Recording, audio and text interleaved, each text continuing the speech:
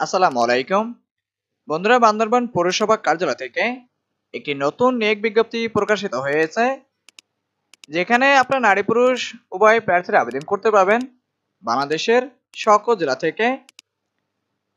তো বন্ধুরা, এটি একটি সরকারি নিয়োগ বিজ্ঞপ্তি।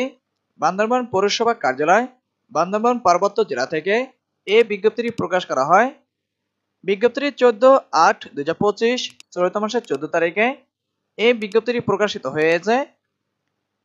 তো আমি সংক্ষিপ্ত আকারে আলোচনা করে আপনাদেরকে বোঝানোর চেষ্টা করব বান্দরবান পৌরসভা কার্যালয় আবেদন করতে কি কি কাগজপত্র প্রয়োজন হবে এবং কারা কারা আবেদন করতে পারবেন, কত টাকার বিনিময়ে আবেদন করা যাবে, সবকিছুই তুলে ধরবো এই ভিডিওর মাধ্যমে। তো আশা করি আপনার ধৈর্য সহকারে সম্পূর্ণ ভিডিওটি দেখবেন।